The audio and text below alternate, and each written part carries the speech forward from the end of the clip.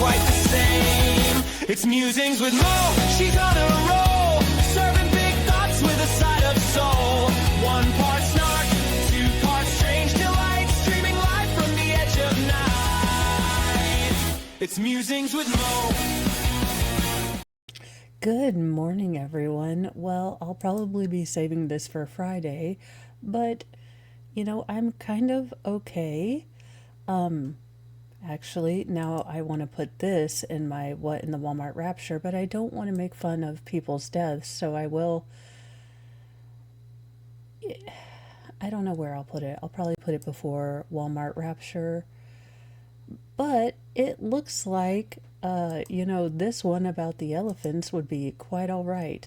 And of course, I am desperate to try to ignore the elephant in the room, the professional I have to make.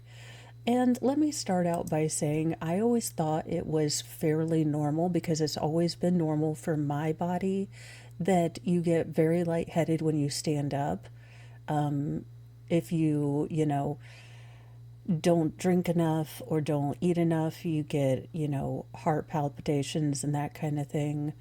The kind of lacy pattern my legs and arms would take on if I got too cold or stuff like that. I always thought that that was just normal for me and didn't quite think about it. Just figured, okay, this is my body, it was how my Kelly Blue Book value was determined or what have you. And that's kind of, oh, for the love of durian, look, don't. But I always thought that it was kind of a normal thing, and it was always normal for my body, so I never, really thought much about it. That being said, last night, now I will say in the last 6 months, the severity and kind of frequency, because for most of my life it's only been when I stood up really fast, changed positions really fast, and I just thought that was normal for everyone. So I, would get up slower. Well, in the last 6 months, every time I stand up, I've basically got the little like spotty kaleidoscope, which indicates to me that I could pass out, the black and white narrow tunnel vision kind of thing. And again, I realize that I haven't been taking the best care of myself, so I generally didn't think anything of it until last night. And this is going to sound worse because, there's always a layer of humor in my life stories because I am God's favorite, stubborn, ridiculous child. That being said, I had decided to sleep in the buff because my internal thermostat was way off. And then, around 11, as you do when you drink a whole lot of fluids because you're constantly thirsty, I decided to go utilize the facilities in my room. Now, I remember getting up and I remember attempting to walk to the bathroom. And I don't know why there was an ice pack in my room, like one of those little gel beady packs that seemed to have been dropped just in my path for no reason. And I remember stepping on something that felt really weird. But long story short, I woke up having landed incredibly hard on the goodish legs, ankle, knee, and hip, along with my wrist. Now, it could have been so much worse. I fortuitously or in a God moment, my upper half basically landed on a wedge pillow that, and here's the thing, it could have been my son going in and out. It could have been me throwing the pillow, in my path, but it doesn't matter. At least I didn't hit my head. Not that there's a whole lot there, but sometimes it's good that you don't have a massive head injury if you work on a visual medium. That being said, I did split my knee open. It's not as swollen as it was last night. And this is in no way pity me or anything. It's just kind of giving you a rundown of why I will do mornings with Mo.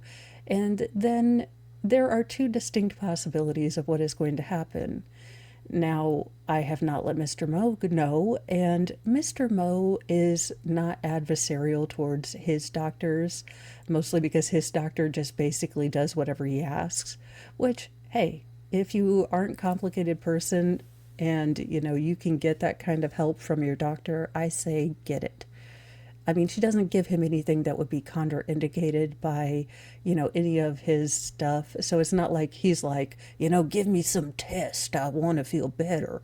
And she's like, sure, inject it directly into your butthole. Like, no, it's not like that. But he does have a good relationship with his doctor. So he doesn't realize or quite understand. I mean, he gets the point. He's seen how doctors have treated me, and he's now going to my doctor's appointments to stand up in case, these doctors try to dismiss me. So he doesn't have my complicated relationship with doctors. And in my personal doctor avoidance, stance, after I at 1 a.m. was Googling POTS, because I basically put in all of my symptoms, and they're like, this sounds like POTS. Also the obligatory cancer or pregnant, but I dismissed both of those because, look, I am not wanting to add another diagnosis to my ridiculous behind. I don't feel like it. I'm not having any of these sort of, okay, not having a lot of any of the more serious symptoms. Like, I was going to be like, this is a professional, but I'm already lying. Look, I hate going to the doctor. I hate it. I don't like it. It's hurry up and wait. They insist on weighing me, which you would think, as I am deflating from semi fluffiness, I don't like being weighed. I actually don't weigh myself at home, just because I have a really weird relationship with my weight. And I know that if there's a daily sort of, I can get very obsessive. So, you know, I can fall very easily into that. The scale is the only thing that matters. And since I know that about myself and I can see other physical signs that I'm losing weight, it hasn't been important to me to know that number. And I always feel kind of anxious after I find out the real number. So I just don't do that. And also, I don't feel like having to see another group of specialists and get the runaround. I've been through this for the last 5 years. That being said, I am not a moron. I do realize that this is getting worse, and whether it's a combination of my new meds and my new meds cutting off my hunger signals even better, I'm no longer taking the injectables. You know, I realized that I need to start, relying less on them and make reasonable adult decisions about my food intake, with my own willpower. But as soon as I went off of those, I got put on this new medication that's supposed to be a slow building pain relief, since I have such terrible side effects with the other ones. And the side effect I have with this medication, which again is wouldn't be terrible if it turns out it didn't turn off my hunger signals completely. And I'm not the type that I'm going to stop to eat a bunch of stuff or do that.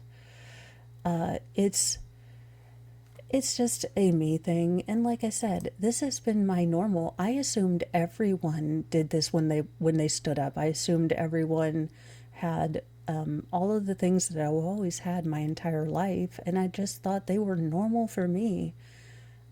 So, and because I know I am an absolute hypochondriac, ridiculous person, before I got hurt, I was that. I was the ridiculous hypochondriac who, took everything except for like obvious signals that something might be wrong, like passing out every other minute. And I haven't actually passed out, but I do have to hold on to things and wait for my vision to clear and all that kind of stuff.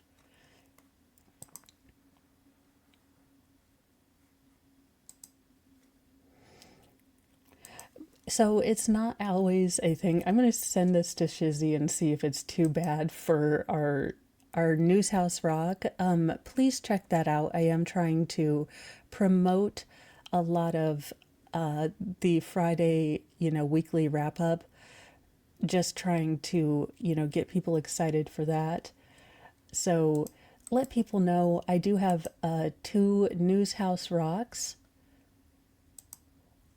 set up for this week to get people hyped for that. So if you think your friends would like, I believe it was the veterinary meth, dusting, and I think the next one is the 7-Eleven, cowboy. So give those a check out if you know someone who needs a little bit of fun, a little bit of hilarity in this time of ever increasing just tensions. It seems like I, rarely have as many good, fun, stories as I do the constant ridiculousness that is always classed or and put up on the front of news things.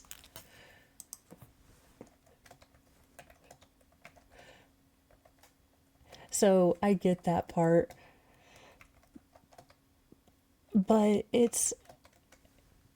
I just tend to ignore things. Not gonna lie, I am a spirit ostrich. I am, in fact, able to ignore, really serious indications because I don't feel like dealing with them versus, just,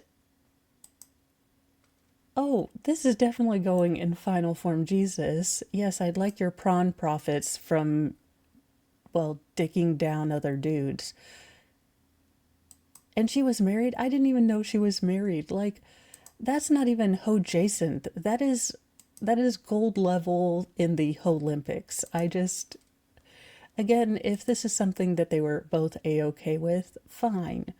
But I have a feeling it isn't. Oh, for the love of all that is Cheetos, ma'am, don't do this. Don't put yourself up on a billboard.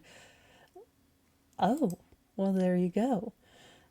Honestly, it might just be me, and I can, take away my millennial, genlennial card. But The Simpsons have gotten just, I can't watch it anymore. It got so political, and it's all based on caricatures. Homer's the caricature of the, useless father. Miss Krabappel was the caricature of, the sex-starved cougar teacher. So it was all a bunch of stereotypes. But after they replaced Hank Azaria because he wasn't Indian for the voice of Apu, I just, I stopped paying attention. I am so done with this BS. Again, they did the same thing for King of the Hill with Khan Phone, and he doesn't sound like the old Khan. I mean, Khan's voice tones, mannerisms, vocal tone was completely unique. And the guy that they've got doing it now, because he's of Asian descent, he's not even Laotian, which I don't get.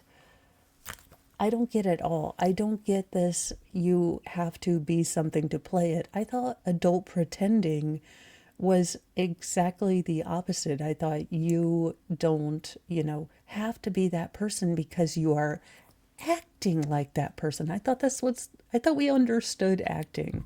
I thought we understood that Daniel Day-Lewis didn't need to actually become a paraplegic or whatever it was. I've only seen the movie once, My Left Foot. That being said, I don't quite remember it because I believe it was for high school.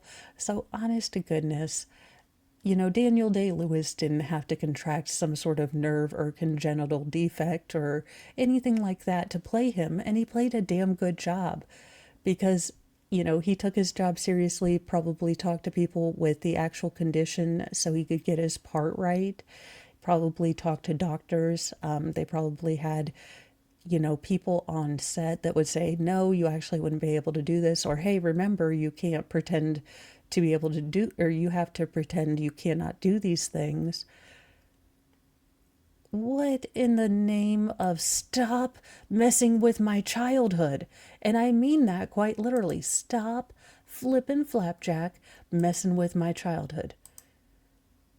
That being said, oh, what in the Tim Mew Mrs. Frizzle is that shirt? Also, I want it for no reasons.